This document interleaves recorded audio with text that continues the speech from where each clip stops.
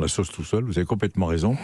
Et je crois qu'il faut accepter, une fois pour toutes, que ce qu'on appelle les 6 ou 7 cadres, eh bien, ce sont des joueurs vieillissants. Il faut l'accepter une fois pour toutes. Alors, de temps en temps, ils vont vous sortir le gros match contre le Bayern de Munich, mais sur la longueur, un Marquinhos, un Ramos, même Messi, s'il est champion du monde de football, même si c'est un joueur merveilleux, qu'on le veuille ou non, il est quand même vieillissant. Vous avez aussi Verratti, qui est vieillissant. Vous avez des joueurs qui, malheureusement, ne sont plus à leur top niveau. Et à un moment ou à un autre, vous payez. Vous avez payé. Alors, on peut trouver tous les adjectifs qu'on veut, la Coupe du Monde, etc. C'est pas normal, même si l'équipe de Rennes est une merveilleuse équipe, c'est pas normal de perdre contre Rennes. Moi, j'étais au Parc des Princes. Surtout dans ces conditions, Jacques. Surtout dans ces conditions. Voilà. Alors, en plus, ce côté un peu vieillissant, et moi, ça me fait du mal de dire des choses comme ça concernant des joueurs pour qui j'ai une admiration sans borne. J'ai l'impression qu'il y a aussi une sorte de manque d'autorité au plus haut niveau. Que Mbappé aille se reposer avec Hakimi aux États-Unis, pourquoi pas ? Enfin, ça peut attendre 4 mois quand même. Je veux dire, où il reste à Paris, tranquillement, à récupérer. Que monsieur Messi mette 3 mois à avaler sa Coupe du Monde de football en fêtant ça avec son peuple et ses amis. Oui, pourquoi pas ? Mais faut pas que ça dure quand même 100 ans. Donc, j'ai l'impression qu'il y a un côté vieillissant et puis il y a un côté, ils ont intérêt à se remettre en cause très, très, très, très vite. Autrement, ça va être une très mauvaise mayonnaise. Écoutez bien ce que je vous dis contre le Bayern de Munich. Il est énorme. Énorme. Je l'ai trouvé énorme, franchement, d'arriver déjà, à gagner un tournoi contre quand même un adversaire coriace en finale, Nori, il l'a eu au physique, il était mené, il s'est accroché, il est revenu. Franchement, il a fait le job. Donc après, j'ai envie de dire qu'au point où il en est dans sa carrière, c'est anecdotique d'être 40e, 50e, 30e. 42e en ce moment. Je pense que il reprend la place de numéro 1 français, mais bon, est-ce que, sans enlever aucun mérite, la place de numéro 1 français à 42e, c'est quand même quelque chose qui est pas ce à quoi on a été habitué pendant quelques décennies. Donc, peu importe. Mais je crois que vraiment, Richard, c'est magnifique ce qu'il fait.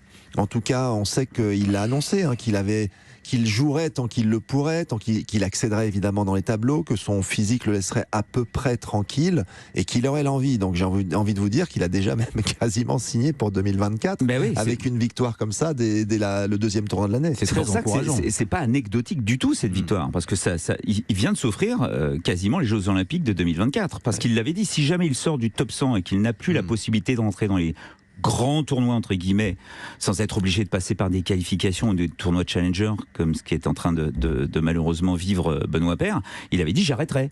Et là, en gagnant ce tournoi, hop, il se retrouve, comme tu l'as dit Lionel, 42e, il est tranquille, au moins pendant un an déjà, il est tranquille, et puis après, il y a les Jeux Olympiques, et à 36 ans, je peux te dire que le Richie, il veut le faire, les Jeux il veut le faire. On le croit, non mais c'est une formidable histoire, il y a de formidables histoires, et c'est une forme de résurrection peut-être pour Richard Gasquet, et c'est très intéressant de suivre son parcours par rapport au tennis français, bien sûr. Oui, je pense que c'est possible. Après, si on me demandait mon pronostic encore aujourd'hui à mi-championnat, je garderais quand même, je te donnerais encore un avantage au PSG. Parce que tout de même l'effectif est un peu meilleur. Alors effectivement les remplaçants qu'on a plus vus ces dernières semaines ne sont pas au niveau, mais le PSG a joué pas mal sans Marco Verratti. Même le recrutement, Patrick, je veux dire le recrutement. Oui, c'est ces joueurs-là dont on parlait. Les Solaire, même Ekitike malheureusement, pour l'instant il fait pas la maille comme on dit. Le PSG a joué sans Verratti et je ne veux pas croire pour l'instant que les leaders Messi, Mbappé, Neymar, avec l'approche des matchs décisifs de Ligue des Champions, ne remontent pas leur niveau, parce que les fauves aiment l'odeur du sang, mais c'est un peu l'idée.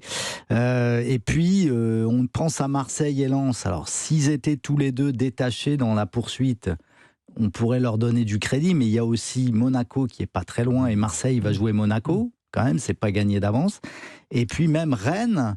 Alors, certes, il y a pas un petit break qui est fait quand même avec ces deux équipes et le podium. Petit break, mais comme le PSG avec les deux suivants. Donc c'est quand même mouvant. C'est pas, on peut pas dire qu'il y a un trio qui soit définitivement détaché. Donc je pense que les poursuivants vont un peu abandonner mutuellement des points lors de leur duel. Donc Ça peut jouer en faveur du PSG.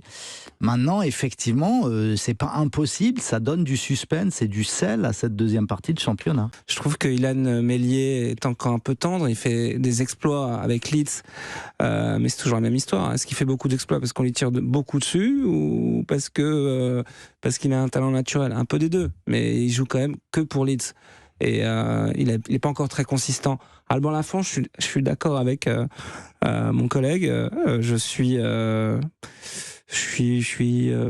peu, je sais pas, je suis pas rassuré non plus par ses prestations, que ce soit à Nantes ou même quand il joue en espoir. Le problème, c'est qu'il n'y a pas énormément de choix. Il n'y a pas de constance, en fait. Il n'y a pas de constance. Ça, derrière Maignan. Il n'y a pas de consistance. Moi, je miserais sur un Brice Samba à Lens.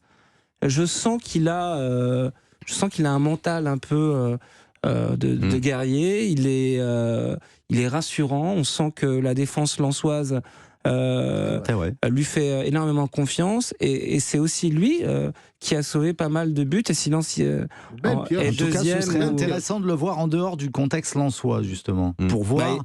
Son épisode à Nottingham Forest a été contexte ou non. Ce qui me fait dire qu'il est intelligent, c'est qu'il a vu qu'il était en échec à Nottingham. Et souvent, quand on est en Angleterre, on gagne beaucoup.